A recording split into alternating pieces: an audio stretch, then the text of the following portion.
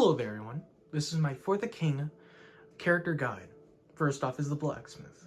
Of course, she excels at vitality, and a little bit in strength.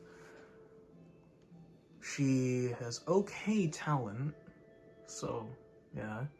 The rest of her stats are meh. She's mainly a tank, and her abilities are steadfast, giving her a chance to negate damage in combat as long as she has a shield, of course reinforcing the tank ability. Her next ability is Mend. This lets her save a breakable weapon from being destroyed. In fact, I have used a crystal weapon, one of the crystal glass diamond weapons. It broke multiple times with this character, but the Mend ability kept saving the weapon, which was pretty damn good. This is the Booster. He is similar to another character I'll talk about in a moment. He actually has pretty good strength. His strength is pretty good. The vitality is okay. Of course, he's not an intelligence build, so don't expect much with that. Neither in awareness. He has great talent though, due to his well, if you can't tell, he's using a guitar or a lute. His speed's okay, and so is his luck. His first ability is to entertain, and he makes money in the overworld, mainly in cities and towns, and like sometimes in the dungeon when there's like a shopkeeper in there. The distract ability has a chance to prevent an enemy from succeeding on an ability roll. This is good because like a lot of effects need you to make a perfect attack roll, including for enemies. So distracting stops that. Here is the Fall Knight. He is a DLC character. I forgot which one it is, but it's not from Child of Chaos. Not that one. No, hold on. He is from the Child of Chaos. I was thinking of the Tinkers of Fate. He has very powerful strength and vitality, and his other stats are not that great, but his speed's actually okay. His first main ability is the charge attack. He can charge up attacks to make them more powerful the next turn. This leaves him vulnerable unless he's using perhaps like his old reliable, giving him the Lancer's Taunt. When he charges that up, he gets Protect on the first turn, so that's pretty nice. His Knight's Oath applies a Protect ability to himself and takes one hit for any ally that's like next to or behind him. I have never seen this in battle though, not once. So I'm gonna have to work on that. It might be bugged. This is the Farmer, one of my favorites. He has good strength and vitality, pretty good awareness, and he's mainly meant for like physical attack builds, not specifically tank or melee. His only ability is Last Straw, and it is amazing. When he's doing a tank ability, he can taunt enemies, right? But then he can put down the Last Straw, summoning a Scarecrow, which acts as a decoy to the two characters right next to it. I mix this with Taunt, and it always attacks the Last Straw, or the Scarecrow, my bad. This is the Fortune Teller. She's... I would consider her a very important character to have in your team, as she may just be an awareness and intelligence build. She brings in a crystal ball. This becomes, you can get like better ones as you fight. Fortune is an amazing ability. It has saved my ass so many times. It's crazy good. It basically redoes an entire line of rolls for a single ally. This is saving a lot, but sometimes it's like, sometimes it somehow gets worse. Fate pulls a card from your tarot deck, and it's a pretty good ability. Sometimes it sucks though. I've had one where it. What am I trying to say? I've had one where it gives me damage up, but it also gives it to my enemies, which ended up destroying an entire run of mine. But that was a fun experience though. Still, this is the Herbalist. Once again, it's basically needed. You're gonna need a party healer. That's one of her main things. She's a intelligence awareness build. Not good for much else, I'd say. Protector. She can find herbs like God's Beard and Fire Silk. She can also find Scarlet Warts and other stuff. Once again, keep her safe. She's not very tanky build. She can't take much. This is the Hunter. He has okay strength. His main focus is on awareness for like bows, crossbows, and stuff. His first ability is called Call Shot.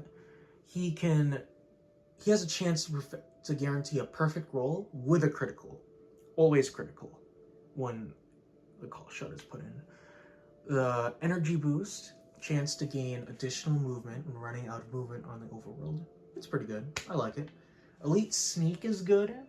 I don't use Sneak very much, but sometimes you kind of have to. This really helps out. Same thing goes with Elite Ambush. Ambushing is good. But I prefer to fight my enemies with like other enemies that are more far away. I don't know about you. This is the Minstrel. She's similar to the Booster earlier. She is pretty much the same exact way, except not very good strength. Her first ability is to Inspire, a chance for her party members to gain XP on the overworld or in the dungeon. I don't really have experience. I only really have experience with her in like the first game. I don't think she has this. It's been a while.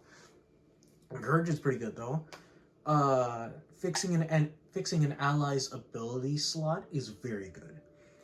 Once again, a lot of effects from abilities need a perfect roll. She can save a failing ability roll slot. So once again, pretty good. The Monk, he has very good strength, very good he has good strength and intelligence. So you can pretty much mix and match him as a intelligence or strength build depending on what you need.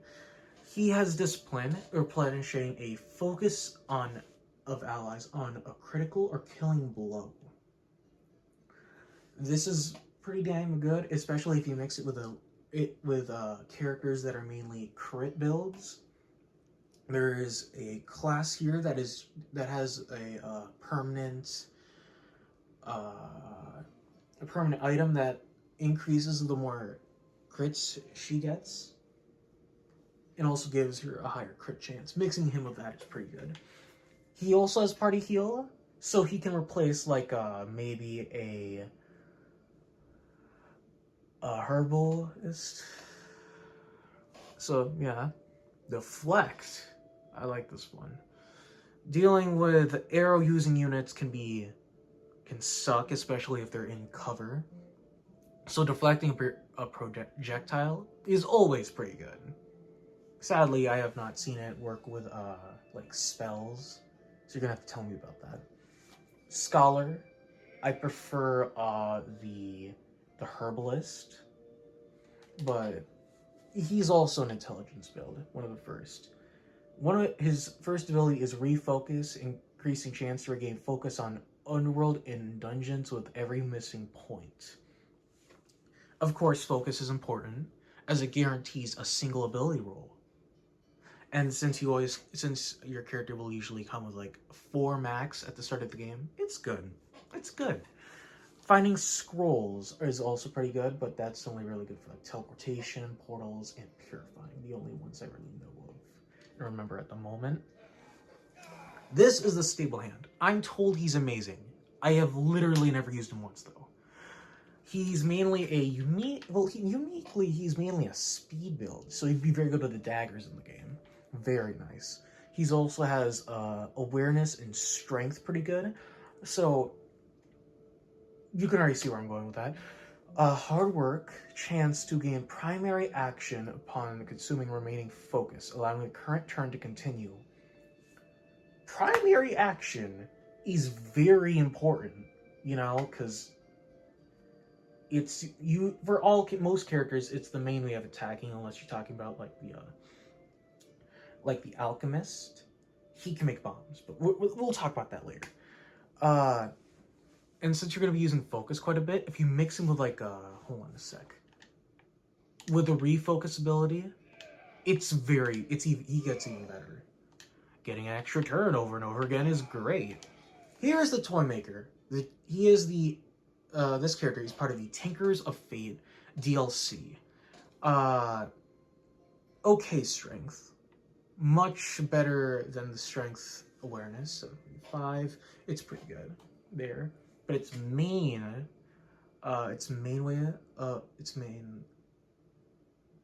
stat is talent. So, you know, like pistols,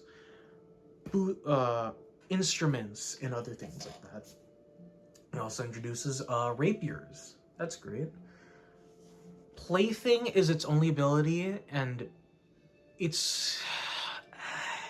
has to be the one to kill an enemy in order to use it, which sucks, but it puts an enemy inside of a doll, allowing you to summon it later. Of course, it's randomized, but it only really sorts the dolls based off of species. But having an ally is always pretty good, so yeah. The Voidwalker.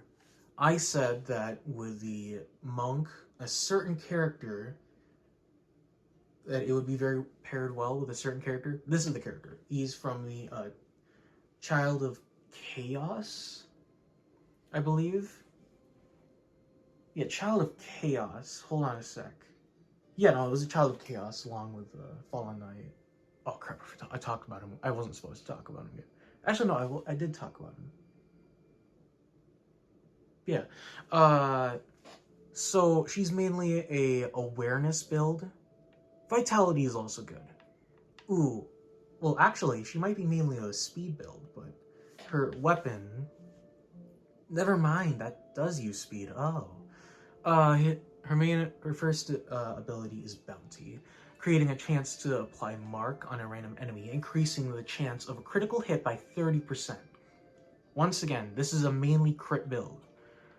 Voidwalk allows him or her to teleport. Of course, there's only a chance of this, and it's only during combat. To balance it out. Sucks, but you gotta do what you gotta do. This is the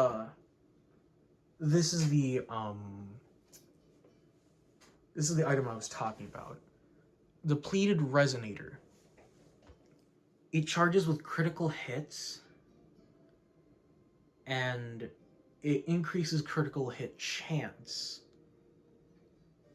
That's why I was saying earlier it was very good with Monk. This is the Woodcutter. I thought he was good. He was good in the first game. You have to love him in the first game. He's very good. He is a strength build, mainly. He can also work with awareness for like spears and glaives.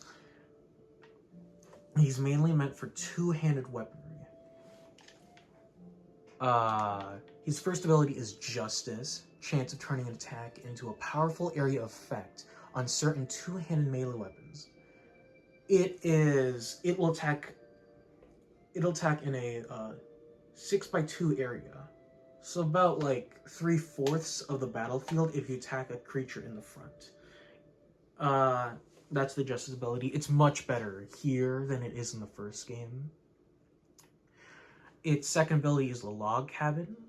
Don't use Relax when you have this. It gives your character lethargic. It's not great, that one. But the other abilities become even better. It fully increases or fully restores focus and health, depending on which one you choose. Elite Door Bash, only really good in in dungeons. He's fine, it's fine, I guess. Once again, Justice only works with two-handed weaponry. Here's the Alchemist. I was talking about him. So he's mainly an intelligence build and a speed build. His first ability is to craft bombs. He does this randomly in the overworld or in the dungeon. It's really good, especially if you get like a especially if you can max out how many secondary actions you get. That's how you use all the bombs.